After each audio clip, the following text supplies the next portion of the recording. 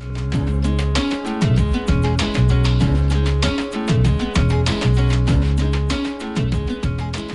I'm Jonathan Betzler, and after our discussion of Get Smart a couple weeks ago, we're about ready to return to 1983.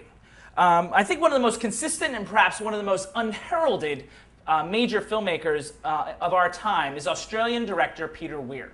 And today we're going to discuss one of his early films of his illustrious career, The Year of Living Dangerously.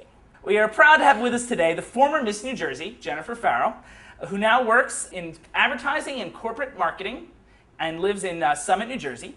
And also, director, writer, and editor James Monohan from Brooklyn. James, you're up first. I'm a sucker for political dramas. Okay. You know, I feel I can always learn something from one. What'd you learn from The Year of Living Dangerously?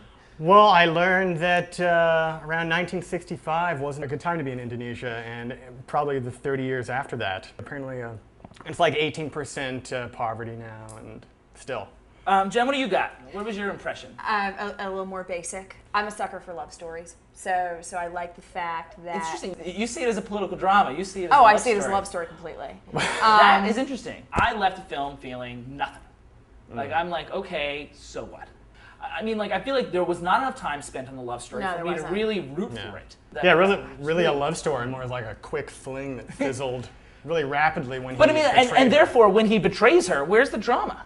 I mean, like, they hook up one night, and then why does she feel so compelled to, like, reveal the information that she reveals? That was kind of dumb. Yeah, right? From a filmmaking point of view, Right. there's a way to construct that in such a way where the audience is a little more emotionally involved. Even in Dr. Zhivago, like, they see each other across, or West Side Story, which is not a film that I love, but I mean, like, you do get the sense of, without them ever having meet, they just see each other across a room, and it works. So there's a way to make that work that I feel like this film misses. Yeah. I think you're right. I think there are probably films like this that are better, you know?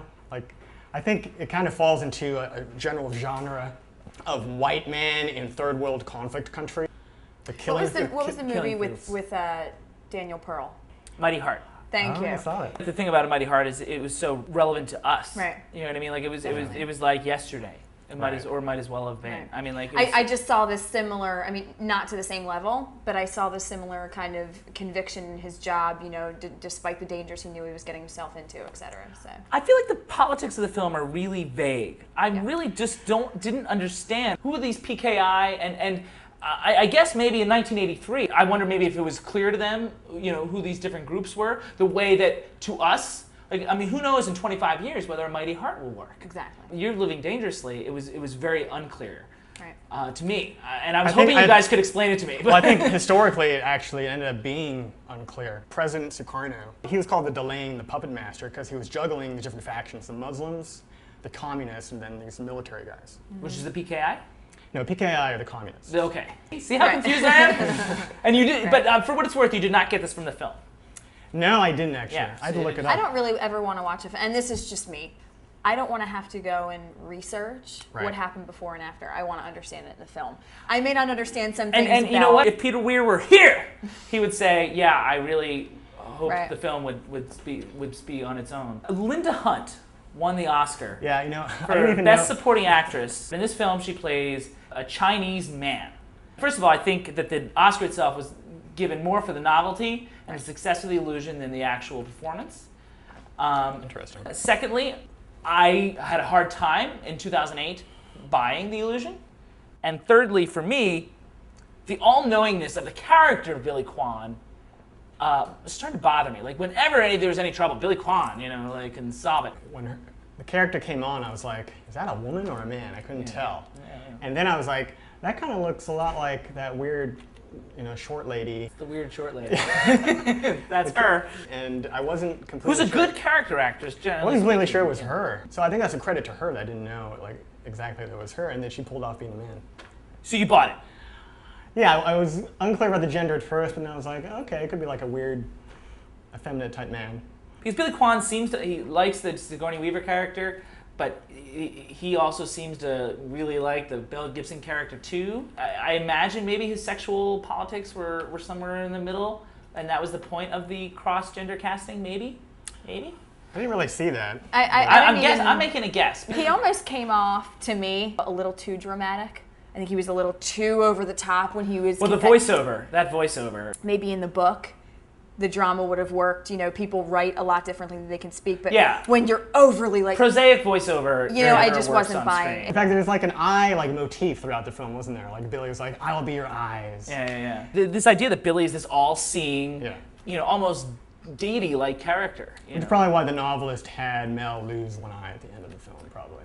Right? Well, another line from Billy was, in the betrayal, is like, you know, why doesn't it seem you care? Or is it that you cannot see? You know, that's a good point. This film is unique to me in its tone / mood.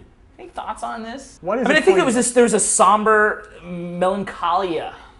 I think it meant to do that. No, there's no question it was on purpose. Maybe part of that melancholia comes from the fact that it was told from Billy's point of view, who's this like idealist, kind of messianic character. I mean, they're kind of... I mean, he does... Bust out messianic. Well, he is. Awesome. I mean, he kind of rules with his heart. He follows his heart. Yeah.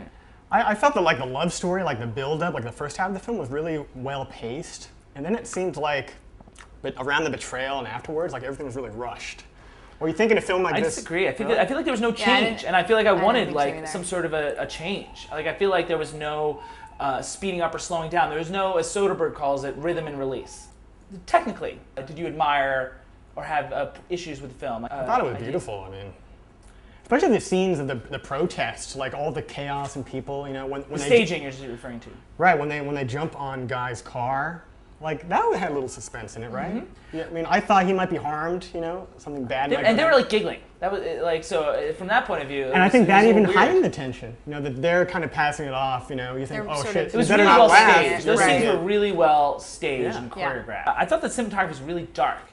Dark isn't actually, like, not enough light. I thought you meant, like, mood dark. I mean, both. I mean, it fits with that somber mood that I was talking about, but I mean, like, I didn't like the look of it. As much as I wanted to, and as much as I normally do with Peter Weir films, who's a very, very visual guy. But I did feel like the framing, like the composition of the shots were outstanding, like really inspired. Yeah, I thought so too. I agree with you. The lighting itself, I kind of felt dark, and I understand that contributed to the mood and to the theme of the whole thing. And I guess there was something about like not enough lights in Indonesia. Like they're thinking like a lot of candlelight. Sorry. Yeah. All right, very quickly, closing thoughts. I just loved the love story. It seems so. I did. And there's nothing particular about it. That's what I'm trying to understand. I think that it really resembled and it was symbolic of the conviction incorporating the love story and the political and I think it was captured well. I think despite what was going on politically, what Guy had to the decision of betraying. You like their ability to meet and like be attracted to each other amidst the chaos. Yes. Well, now I understand. James. I think there are better films like that are about like journalists and yeah, they kind of left us in the dark about who was who, what was going on politically. But I think the film was strong enough that it motivated me, obviously, to go look up stuff, and hopefully it would motivate other people to like learn about what the heck was going on. I mean, 500,000 to 1 million people were killed in the period immediately following the time of this film. Yeah, it's funny because I really wanted to like this film. I really like Peter Weir a lot, as I said in my opening, and I just couldn't get behind it. So I want to thank both of you guys, Jen and James, for coming out today. At one point, it's funny, Jen mentioned A Mighty Heart, which was directed by Michael Winterbottom. A few years ago, he directed a film starring Tim Robbins called Code 46, which incidentally is this week's Reel 13 Indie. The Reel 13 classic this week is That's Entertainment. The original film that strings the MGM musicals together. They aired That's Entertainment Part 2 back in May. And also don't forget the Reel 13 short, which you pick on reel13.org. Next week on Film ReVision, we're going to talk about another major filmmaker from both then and now, and that is Woody Allen and his film from 1983, Zelig. So thanks very much for watching again, and we'll see you soon.